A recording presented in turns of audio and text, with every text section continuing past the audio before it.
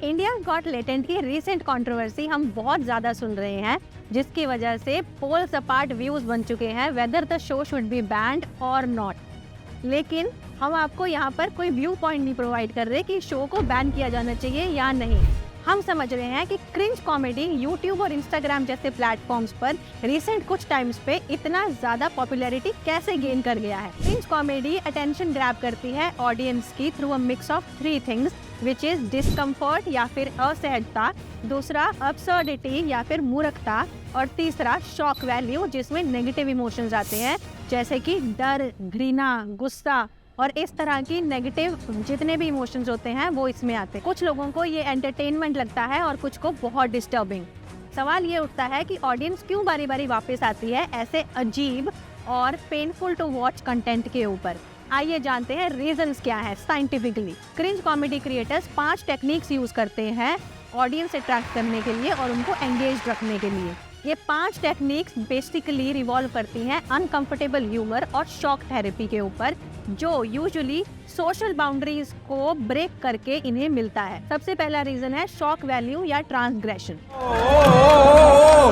क्या हो गया रणवीर भाई को? और would you join in once and stop it forever? Creators कुछ ऐसा बोलेंगे या कुछ ऐसा करेंगे जिसकी वजह से सोशल बाउंड्रीज या सोशल नॉर्म्स चैलेंज हो, जैसे कि एक घर में 2 बीवियों का साथ में रहना। ऐसी सोशली अनएक्सेप्टेबल चीजें देखकर व्यूअर्स का एक इंटेंस इमोशनल रिएक्शन आता है जो बहुत इमीडिएट रिएक्शन होता है। ये अनसेटलिंग व्यूअर रिएक्शन उन्हें बार बार मजबूर करता है उस कंटेंट पर वापस जाकर ये देखने के लिए कि ये क्रिंज क्रिएटर अब नेक्स्ट कौन सी घटिया हरकत करेंगे। क्रिंज क्रिएटर्स की यही अनप्रेडिक्टेबिलिटी और सेंस ऑफ केओस अट्रैक्ट करती हैं, व्यूअर्स को हुक्ड रखती हैं। दूसरा है shock therapy as a hook. Cringe comedy creators को आप अक्सर देखोगे व्यूअर्स के नर्वस सिस्टम को जॉल्ट करते हुए या फिर उनको मेंटली हिला देते हुए अपने अनप्रेडिक्टेबल और सोशली अनएक्सेप्टेबल कमेंट्स के थ्रू।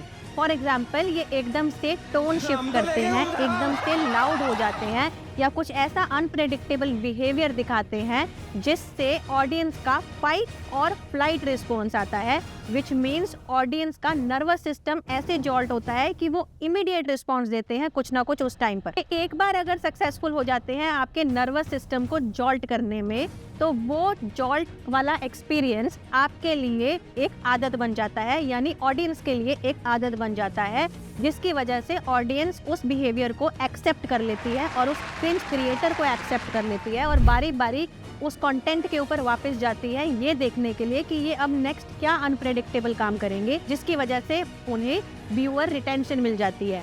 इसीलिए क्रिंज क्रिएटर्स नए नए तरीके ढूंढते रहते हैं टेंशन इंट्रोड्यूस करने के लिए, जिसकी वजह से एंगेजमेंट बनी रहे। अब ये टेंशन तो नई नई क्रिएट करते रहते हैं, उस टेंशन को ये अनरिजॉल्व रखते हैं, जो इनका नेक्स्ट टेक्निक है, third technique, which is unresolved tension as a psychological hook. Cringe creators discomfort पर कैपिटलाइज करते हैं, जहाँ वो ऐसी सिचुएशंस क्रिएट कर देते हैं जो ऑडियंस के लिए बहुत डिफिकल्ट हो जाता है डाइजेस्ट करने के लिए।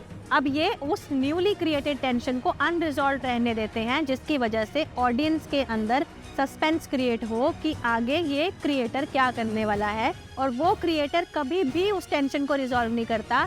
दे कीप द ऑडियंस गेसिंग कि आगे क्या होगा। फोर्थ टेक्निक है ये एग्जैजरेशन ऑफ नेगेटिव इमोशंस।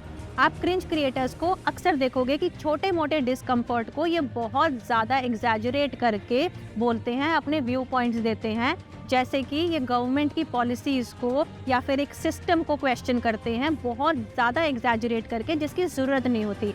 इनकी यही एग्जैजरेशन अगेन ऑडियंस का नर्वस सिस्टम जॉल्ट करती है, जिस टेक्निक का ये फ़ायदा उठाते हैं। और इनकी मूर्खता ऐसे एग्जैजरेटेड नेगेटिव इमोशन को एक कॉमेडी बना देती है। फिफ्थ और लास्ट टेक्निक जो क्रिंज क्रिएटर यूज़ करता है वो है सैटायर या सेल्फ अवेयरनेस।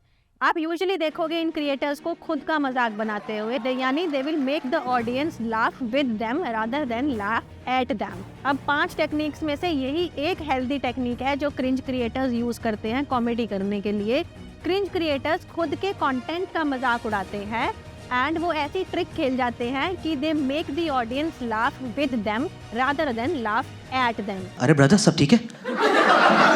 सब ठीक है ना? चलिए फिर टी-शर्ट देखते हैं ये। अब इतनी सारी टेक्निक्स में एक यही टेक्निक है जो एटलीस्ट हेल्दी तो है, कॉमेडी करने के लिए। अब हम देखते हैं ऑडियंस क्यों इनके कंटेंट पे वापस आती है।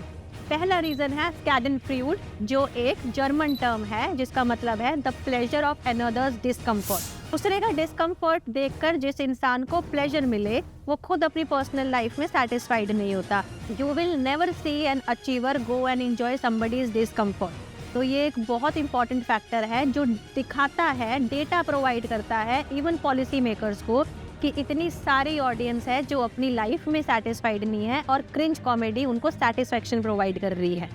The curiosity of social transgressions, जैसे कि हमने टेक्निक्स में देखा था कि कैसे क्रिंज क्रिएटर्स सोशल बाउंड्रीज को ब्रेक करते हैं और कुछ ऐसा बोल देते हैं या कर देते हैं जिसकी वजह से ऑडियंस का नर्वस सिस्टम जॉल्ट होता है।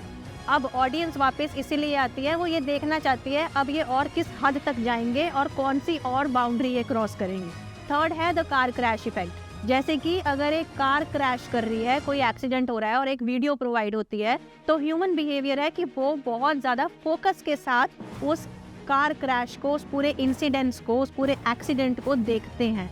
वैसे ही जब क्रिंज क्रिएटर्स अपना कंटेंट डालते हैं तो ऑडियंस हुक्ड रहती है एंड तक देखने के लिए कि किस तरह से, किस हद तक सोशल बाउंड्रीज पार होंगी। अगला है escapism and laughter through anxiety, जैसे कि हमने फर्स्ट में देखा था the pleasure of another's discomfort. वैसे ही क्योंकि उनको प्लेजर मिल रहा है दूसरे के डिस्कम्फर्ट से, it helps them escape their own anxieties in their lives. इसीलिए ऑडियंस बारी बारी वापस जाती है क्रिंज क्रिएटर्स के कंटेंट को देखने के लिए। They feel more secure and उस मोमेंट के लिए they feel happy in their life. Last है द नीड फॉर नोवेल्टी। अब आप इन क्रिएटर्स को देखेंगे कैसे कैसे सोशल बाउंड्रीज को हर कुछ महीने या कुछ हफ्तों के बाद क्रॉस करते हैं, क्योंकि ये खुद जानते हैं कि ऑडियंस को अनप्रेडिक्टेबिलिटी पसंद है और अब जो वो नई चीज़ लेकर आएंगे उससे कैसे उनकी ऑडियंस हुक्ड रहेगी और उनको और व्यूज़ मिलेंगे। अब इंडिया गॉट लेटेंट की कंट्रोवर्सी में वेदर ये सारे शोज बैन होने चाहिए या नहीं, क्रिएटर्स का फ्रीडम ऑफ एक्सप्रेशन आपको बैन करना चाहिए या नहीं, ये सारी बातें बहुत बाद में आती हैं और व्यूज़ देना बहुत बाद में आता है। लेकिन इसी कंटेंट के ऊपर व्यूज क्यों जा रहे हैं ये आज हमने देखा है। ऑडियंस को माइंडफुलनेस प्रैक्टिस करके अपनी ब्रेन को एक डस्टबिन बनने से रोकना बहुत ज़्यादा ज़रूरी है। कोई भी गवर्नमेंट की पॉलिसी ये आपके लिए नहीं कर सकती जब तक आप खुद माइंडफुल नहीं रहते।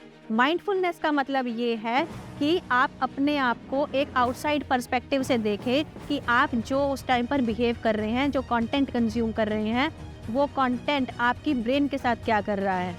क्रिएटर्स के फ्रीडम ऑफ एक्सप्रेशन को अगर गवर्नमेंट बैन भी कर देती है तो उससे गवर्नमेंट का या कंट्री का कोई बड़ा फायदा नहीं होएगा। रादर अगर ऑडियंस अपने ब्रेन को एक डस्टबिन बनने से रोक देती है तो शायद इस कंट्री का और इस कंट्री की सोसाइटी का ज़्यादा फायदा हो। अब इंडिया गॉट लेटेंट की कंट्रोवर्सी में क्या ऐसे शोज़ को बैन करना चाहिए और क्रिएटर्स को बैन करना चाहिए, ये सारे फैक्टर्स देखने के बाद अब आप ही हमें बताइए कि क्या क्रिएटर्स को बैन करना चाहिए या ऑडियंस को ही खुद का माइंड एक्सप्लॉइट होने से बचाना चाहिए। Thank you so much for watching. Please subscribe to the channel.